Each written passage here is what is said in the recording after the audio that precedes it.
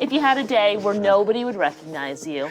I don't think I'd be that different, honestly. I dropped the whole trying to be something for somebody a long time ago, so I pretty much walk through the world except when I want to be funny or I want to do something outrageous.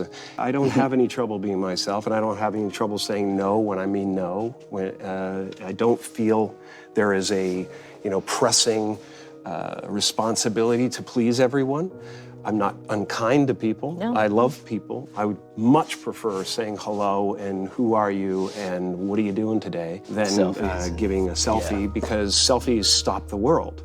They stop life. You then go like that, and it's going on Instagram to give people a false sense of relevance. People talk about depression all the time. The difference between depression and sadness is just, from happenstance. Whatever happened or didn't happen for you, or, grief or whatever it is. And depression is your body saying, I don't want to be this character anymore. I don't want to hold up this avatar that you've created in the world. It's too much for me. Deep rest. Your body needs to be depressed. It needs deep rest from the character that you've been trying to play. I act because I'm broken in a lot of pieces, and acting gives me a chance to reconfigure those pieces into 1,000 different things that are positive for people to watch. Was there ever a moment where you first sort of realized, like, I want to be a performer. This is the thing that I want to do with my life?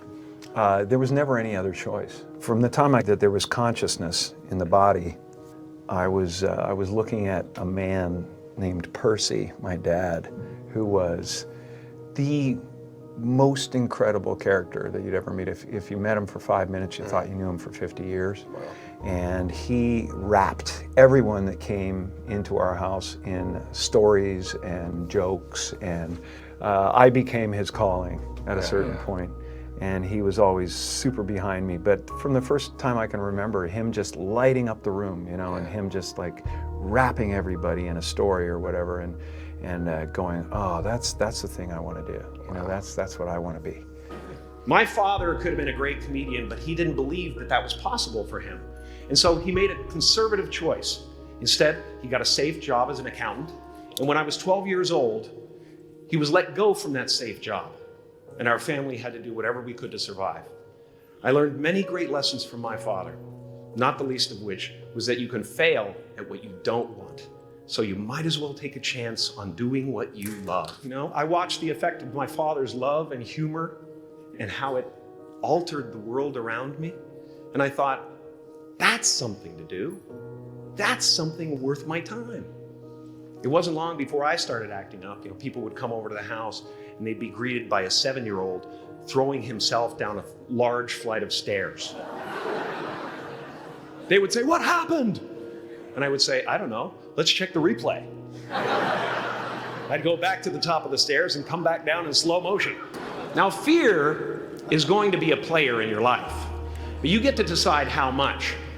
You can spend your whole life imagining ghosts, worrying about the pathway to the future, but all there will ever be is what's happening here, and the decisions we make in this moment, which are based in either love or fear. So many of us choose our path out of fear disguised as practicality. What we really want seems impossibly out of reach and ridiculous to expect, so we never dare to ask the universe for it. When I was about 28, after a decade as a professional comedian, I realized one night in LA that the purpose of my life had always been to free people from concern, just like my dad. The only one I hadn't freed was myself, and that's when my search for identity deepened. I wondered who I'd be without my fame. Who would I be if I said things that people didn't want to hear? Or if I defied their expectations of me? And that piece that we're after lies somewhere beyond personality, beyond the perception of others, beyond invention and disguise, even beyond effort itself. You can join the game, fight the wars, play with form all you want, but to find real peace, you have to let the armor go. Your need for acceptance can make you invisible in this world. Don't let anything stand in the way of the light that shines through this form.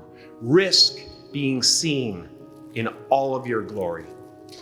Your job is not to figure out how it's going to happen for you, but to open the door in your head.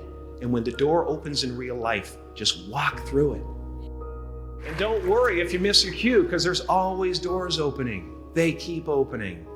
And when I say life doesn't happen to you, it happens for you, I really don't know if that's true. I'm just making a conscious choice to perceive challenges as something beneficial so that I can deal with them in the most productive way. You'll come up with your own style. That's part of the fun. You are ready and able to do beautiful things in this world. And after you walk through those doors today, you will only ever have two choices: love or fear. Choose love, and don't ever let fear turn you against your playful heart. What's happening right now inside everybody is they're going, who am I? And they're depressed. People go like, oh, Jim's been depressed and stuff. Well, yeah, I was depressed when I was trying to be the Wizard of Oz. But now I know that Oz is a character. You know, I think everybody deals with that. Everybody walks around and they go like, why am I depressed?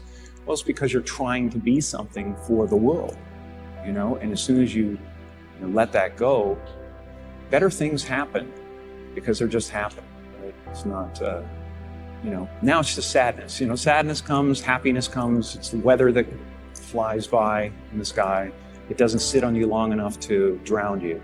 A few months ago, I woke up and I suddenly got it. I understood suddenly how thought was just an illusory thing, and how thought is responsible for, if not all, most of the suffering we experience. And then I suddenly felt like I was looking at these thoughts from another perspective. And I wondered, who is it that's aware that I'm thinking? And suddenly I was thrown into this expansive, amazing feeling of freedom from myself, from my problems. You know, when I go to sleep at night, I'm not just a guy going to sleep. I'm two-time Golden Globe winner Jim Carrey going to get some well-needed shut-eye. And when I dream, I don't just dream any old dream. No, sir. I dream about being three-time Golden Globe winning actor Jim Carrey. Because then I would be enough.